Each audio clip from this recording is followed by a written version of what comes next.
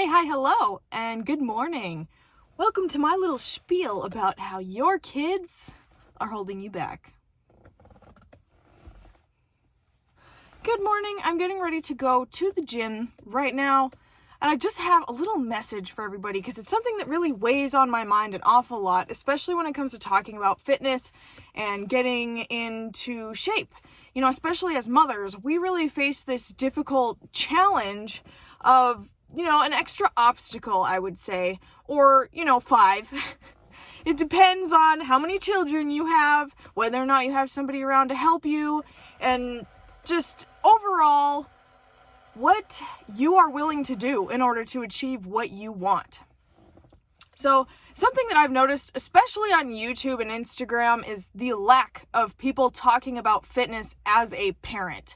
I have yet to find a single fitness YouTuber that has a family.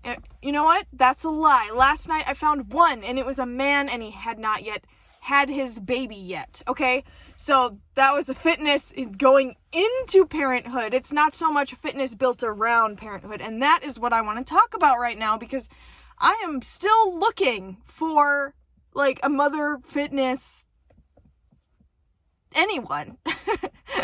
I've seen people that are into fitness go into parenthood, but I've never seen a parent go hard into fitness. You know what I mean? I'm sure they're out there, but I haven't found them yet. Feel free to educate me. I would love it.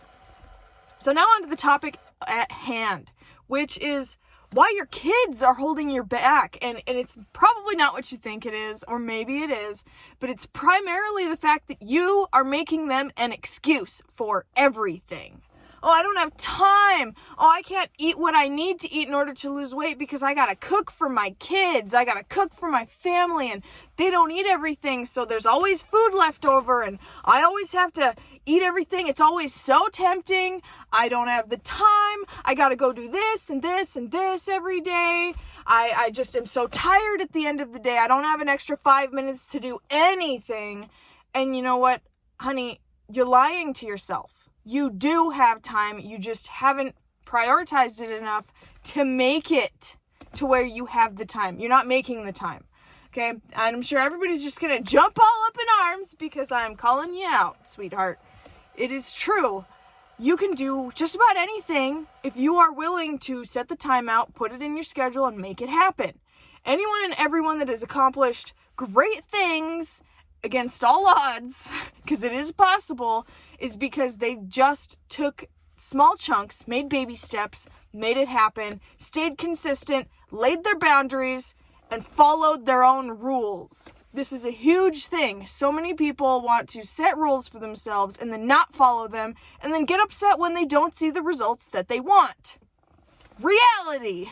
Serious reality right there. Just if you want to say that you're on this diet and you followed this diet but the diet didn't work, I'm almost certain that you didn't follow your goddamn diet.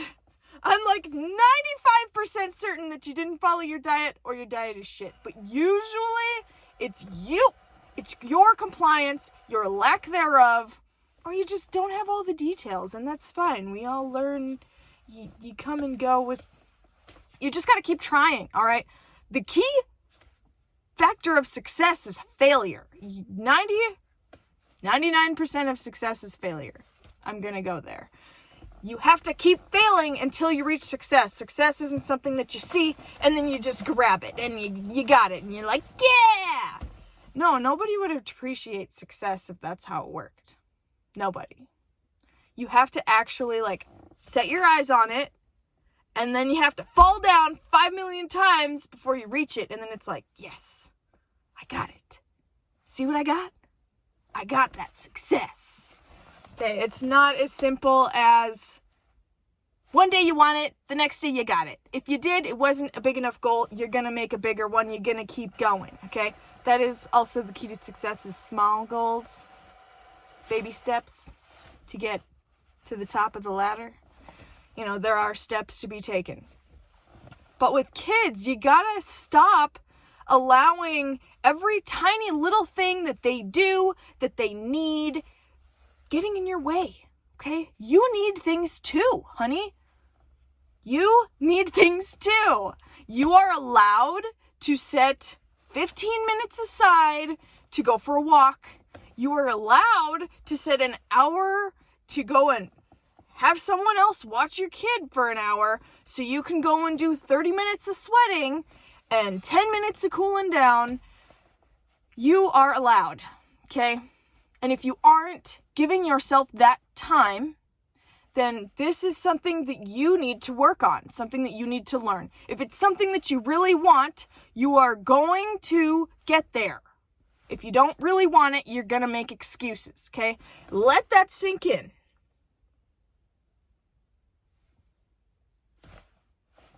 What haven't you done yet? Do you really want those things? How many times have you tried to attain them? How many hours have you put into attaining them? Okay. Now, what are you still willing to do to get there? Okay? You need to set an example for your children. You need to set an example for your family. You cannot love your family to the fullest when you yourself have nothing left to give. Like, that's just how it goes. If you don't have the energy to go out and take your kids out, you're not going to take your kids out. If you don't have the time to figure out a thoughtful gift, it doesn't even have to be expensive, but if you don't have the energy to put the thought and heart and soul into finding a good gift idea, then you're not going to find a good gift idea, and it's going to show. I'm sure you already know that it is showing, that it has shown, and that you want to change it. Now it comes down to what you're willing to do in order to change it, okay? And that's not easy. The best things aren't, okay? So if you found this difficult thing, if you're finding it difficult, that's a good thing, okay? But if you continued to fail and you're still reaching for that success, and you're looking for something new to try, it's this, okay? I believe in you. You can do it. You just haven't figured out how yet. Start small. Mommy needs 10 minutes to go do this. Hey, I'm going to do some Tabata, honey. You want to hop around with me and do it with me? No? Okay, well, screw you. I'm going to go do it anyways. Kids are all yours. Or, hey, kids, you want to come do it with me? And then continue to do it even when they stop. All right? Food, you got to stop thinking about every piece of food being so incredibly edible. All right? You don't need it.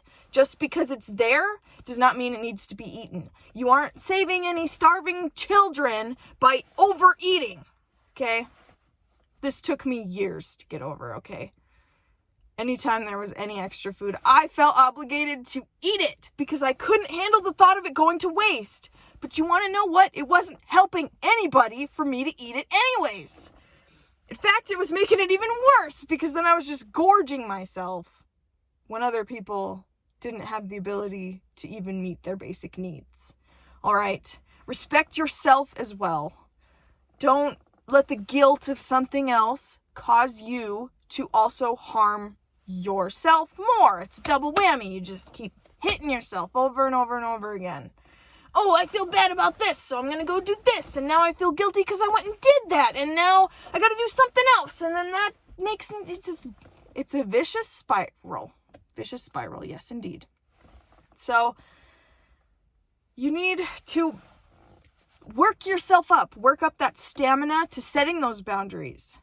Work up the mental and energetic and emotional readiness that they will have for you to build that time for yourself. All right?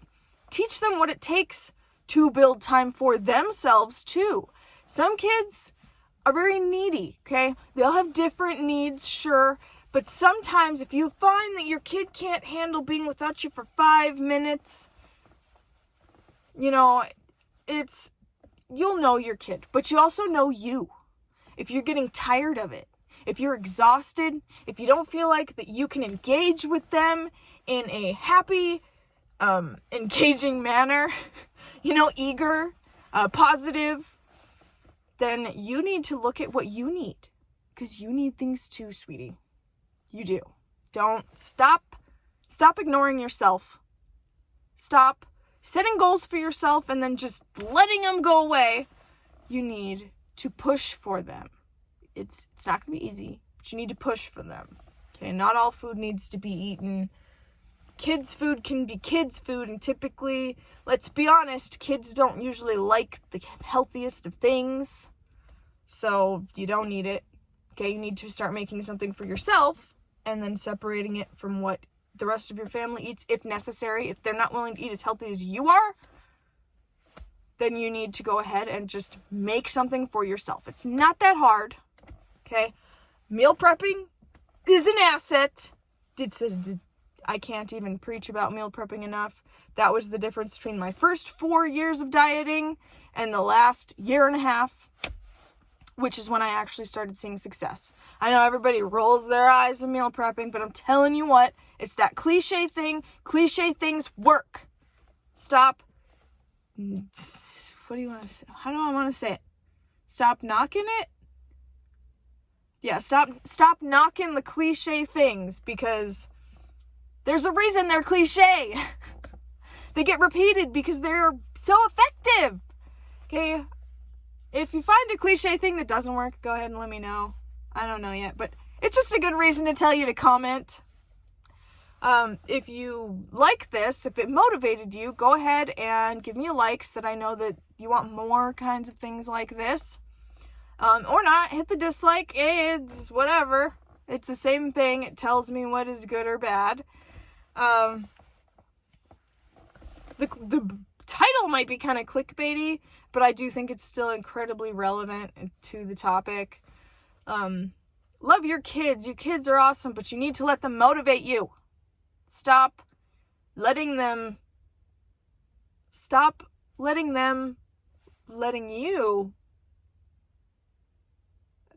not be the best that you can be. That's convoluted, I think. Kinda. But you get my point. Let them be your strength and not your weakness. Okay? They are so important. They're why we do everything that we do.